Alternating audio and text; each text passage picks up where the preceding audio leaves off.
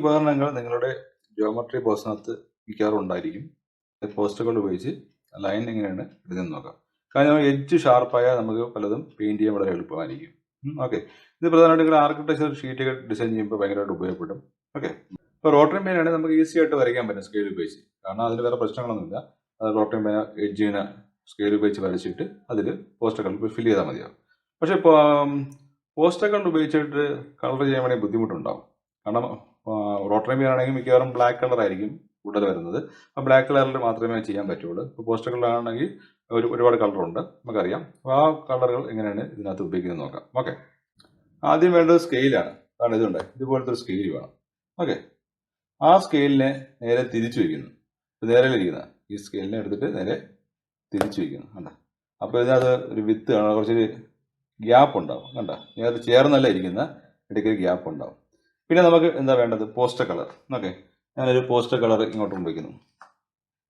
Okay, ഒരു poster colour ഇവിടെ വെച്ചു. ഓക്കെ, പിന്നെ വേണ്ടത് നമുക്ക് ഡിഷാണ്. ഞാൻ ഡിഷ് ഇങ്ങോട്ട് കൊണ്ടുവച്ചു. ഓക്കെ, പിന്നെ ആവശ്യത്തിന് വെള്ളം. ഒരു ബ്രഷ് എടുക്കുക, പോസ്റ്റർ കളറിൽ ജസ്റ്റ് ഇങ്ങനെ എടുക്കുക, മിക്സ് ചെയ്യുന്നു.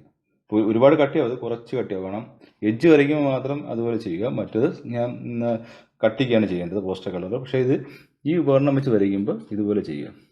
ഓക്കെ, ഇതിനകത്ത് എടുത്തിട്ട് ഇങ്ങനെ ഫില്ല് ചെയ്യുന്നു. ഇപ്പോൾ കാണാമല്ലോ, ഇതുപോലെ എടുത്തിട്ട് ഇങ്ങനെ കളർ ഫില്ല് ചെയ്യുന്നു, കളർ ഒഴിച്ചു. അപ്പോൾ ഇതിൻ്റെ ഗ്യാപ്പ് നമുക്ക് കൂട്ടാൻ കുറയ്ക്കാൻ. ഞാനിപ്പോൾ കൂടുതൽ കൂട്ടിയാലും പ്രശ്നമാണ്. എന്താ അതിൻ്റെ തിക്നെസ് കൂട്ടാൻ തന്നെയാണ്. ഓക്കെ, ഇതിപ്പോൾ നിറഞ്ഞതിന് ശേഷം എന്ത് ചെയ്യാം?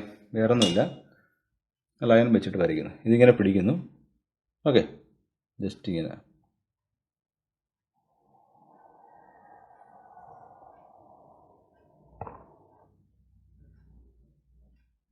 ഓക്കെ, വരച്ച്.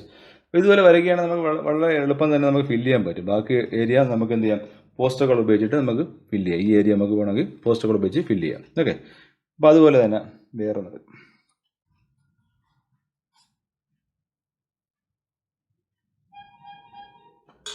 ഓക്കെ, അപ്പോൾ ഇതുപോലെ ഫില്ല് ചെയ്ത് പിന്നെ വേറെ ഒന്നുമില്ല, ഞാൻ കോമ്പസ് ഇങ്ങനെ വെച്ചിട്ട് ഈ റൗണ്ട് ഷേപ്പ്, അതിൻ്റെ തിക്നെസ് ഇത് കൂടിപ്പോയി നോക്കാം.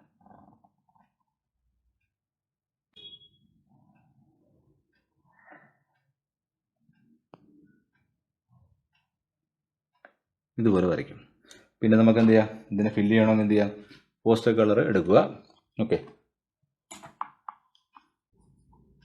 ഇനി എടുക്കുമ്പോൾ കട്ടിക്ക് എടുക്കണം പോസ്റ്റർ. നേരത്തെ അതിനകത്ത് അതിൽ വരയ്ക്കാൻ വേണ്ടിയാണ് ലൈറ്റായിട്ട് എടുത്തത്. ഇനി വരയ്ക്കുമ്പോഴത്തേക്ക് ഇനി ഫില്ല് ചെയ്യുമ്പോഴത്തേക്ക് കുറച്ച് കട്ടിക്ക് തന്നെ ചെയ്യണം. ഓക്കെ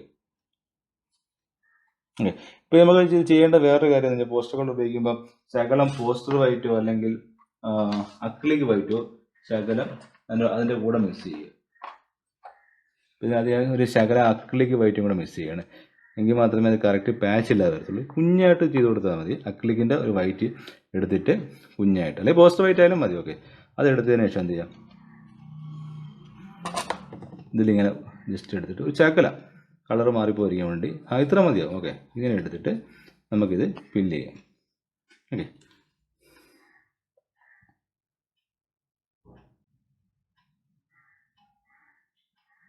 അപ്പോൾ പാച്ച് കൂടുതൽ വരത്തില്ല.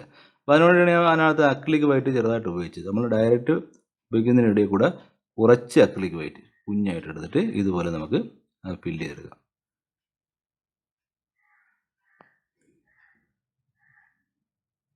അപ്പോൾ ഇത് നോക്കുക.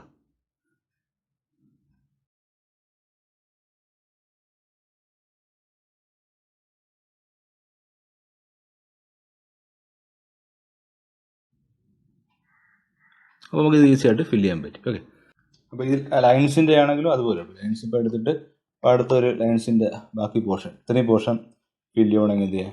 ബാക്കി വരയ്ക്കുക. അപ്പോൾ ഈ ടൂൾസ് ഉപയോഗിച്ചിട്ട് വരയ്ക്കുക.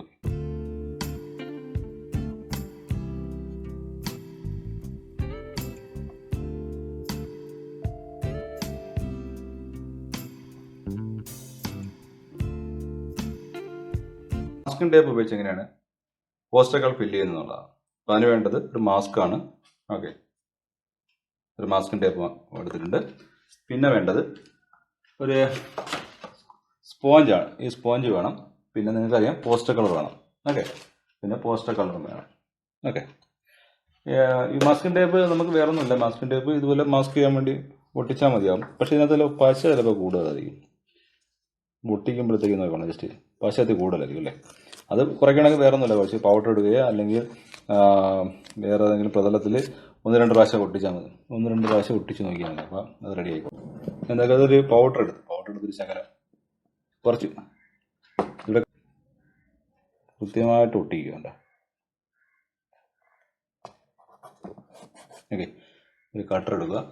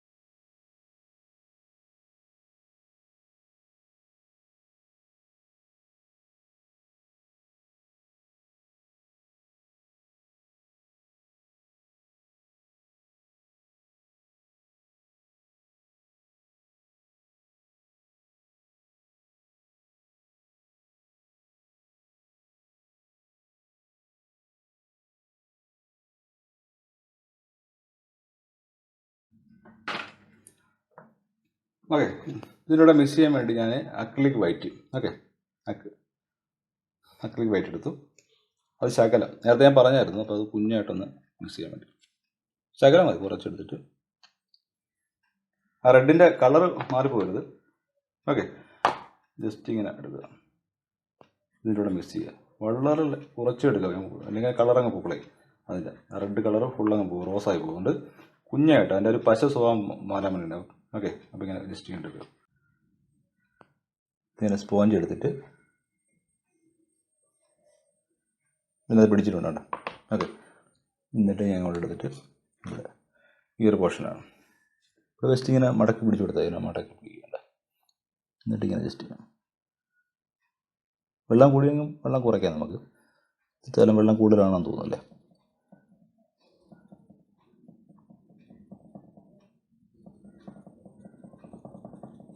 കുറച്ച് വെള്ളം കൂടുതലത്, ഇത്രയും വേണ്ടായിരുന്നു.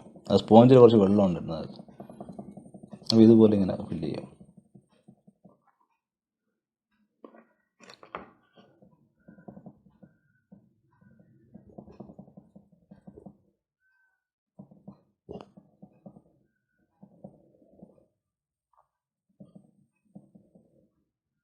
ഓക്കെ.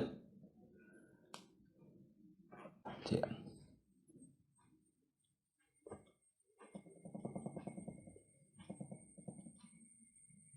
ഇതുപോലെ നമുക്ക് സ്പോഞ്ച് വെച്ച് ചെയ്യാം.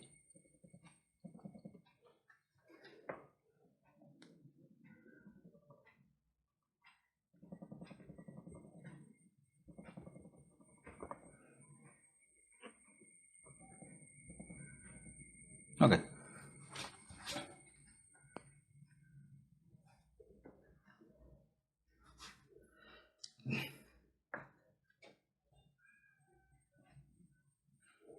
നേരത്തെ എടുത്ത റെഡിന് വേണമെങ്കിൽ ഇനി കളറുടെ കൂട്ടുകയും ചെയ്തു, ഉണങ്ങിയാൽ നോക്കട്ടെ. റെഡിൻ്റെ കളർ വേണമെങ്കിൽ കൂട്ടാം. നേരത്തെ ഞാൻ അവിടുത്തെ ലൈറ്റായി പോയെന്ന് പറഞ്ഞില്ലേ. അപ്പോൾ നമുക്ക് വേറെ ഒന്നുമില്ല, കുറച്ച് കളർ കൂട്ടിയാൽ മതി. റെഡ് ഇങ്ങനെ കുറച്ചെടുത്തിട്ട് കട്ട് ചെയ്യാൻ എടുത്താൽ വേറെ ഒന്നുമില്ല.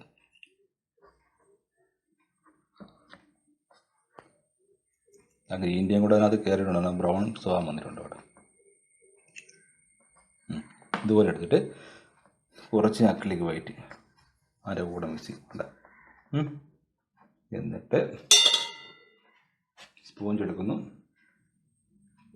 ഇങ്ങനെ ജസ്റ്റ് ഇതിപ്പോൾ ബ്രൗൺ ആയിട്ടുണ്ട് കേട്ടോ.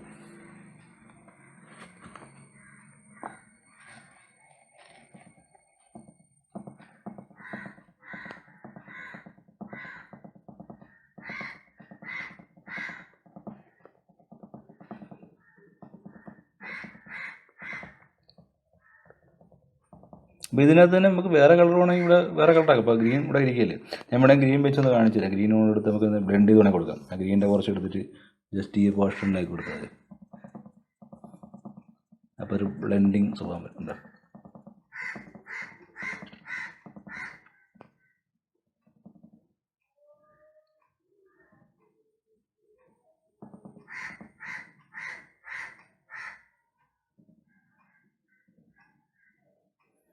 ഓക്കെ, പിന്നെ നമുക്കിത് വലിച്ചിളക്കാം. ഇത് ഇളക്കുമ്പോഴാണ് പ്രത്യേകം ശ്രദ്ധിക്കേണ്ടത്.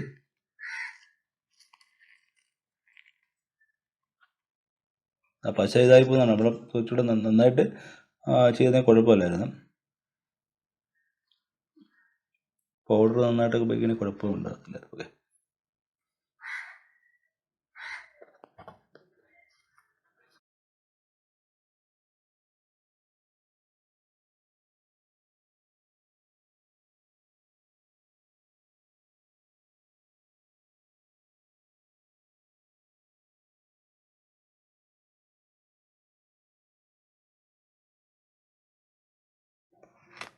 അപ്പോൾ ഇതുപോലെ നമുക്ക് മാസ്ക് ചെയ്യാൻ പറ്റും. ഞാനിപ്പോൾ റഫായിട്ടാണ് കാണിച്ചത്. കൂടുതൽ സമയമെടുത്ത് ചെയ്യുന്നത് നന്നായിട്ട് ചെയ്യാൻ പറ്റും. പിന്നെ ഇതിനകത്ത് പൗഡർ ഞാൻ ഉപയോഗിച്ചിട്ടുണ്ട്. ഇതുപോലത്തെ പൗഡർ അതിനകത്ത് ഉപയോഗിച്ചിട്ടുണ്ട് മാസ്കിങ്ങിന്. ഓക്കെ, അതെങ്കിലും കാരണം അതിനകത്ത് അല്ലെങ്കിൽ പശ ഭയങ്കരമായിരിക്കും. പിന്നെ പേപ്പറിലതിൽ ഇവിടെ പറ്റി പിടിക്കും ഇളക്കുമ്പോഴത്തേക്ക്. അതുകൊണ്ട് പൗഡർ ഉപയോഗിച്ച് അതിൻ്റെ പശ ഒന്ന് കുറയ്ക്കാൻ പറഞ്ഞത്. ഓക്കെ, അപ്പോൾ ഇതിനകത്ത് നമ്മൾ ഉപയോഗിക്കുന്നത് എന്താണ് ഉപയോഗിക്കുന്നത്? മാസ്കിംഗ് ടേപ്പ് ഉപയോഗിച്ചിട്ടുണ്ട്. പിന്നെ ഉപയോഗിച്ചത് ഇതാണ് സ്പോഞ്ച് ഉപയോഗിച്ചിട്ടുണ്ട്. പിന്നെ ആർട്ടിസ്റ്റ് അക്രിലിക് കളർ വൈറ്റ് ഉപയോഗിച്ചിട്ടുണ്ട്. പോസ്റ്ററിൻ്റെ റെഡ്, ഗ്രീൻ, ഇത്രയുമാണ് ഉപയോഗിച്ചിരിക്കുന്നത്. ഈ അക്രിലിക് ഞാൻ ഉപയോഗിച്ചിരിക്കുന്നത് എല്ലാത്തിൻ്റെ കൂടെയും നമ്മൾ കുറച്ച് അക്രിലിക് വൈറ്റ് ഉപയോഗിക്കും, അല്ലെങ്കിൽ പോസ്റ്റർ വൈറ്റ് ആയാലും മതി. അതിൻ്റെ കൂടെ ഒന്ന് മിക്സ് ചെയ്യണം. അപ്പോൾ അധികം പശ സ്വഭാവം മാറും. അല്ലെങ്കിൽ നമ്മൾ ഉപയോഗിക്കുമ്പോഴത്തേക്ക് ഭയങ്കര പാച്ച് ആയിരിക്കും. ഓക്കെ, അപ്പോൾ ഇതാണ് ഇത് പോസ്റ്റർ കളർ ചെയ്യുന്നുള്ള ടെക്നിക്കും. ഓക്കെ.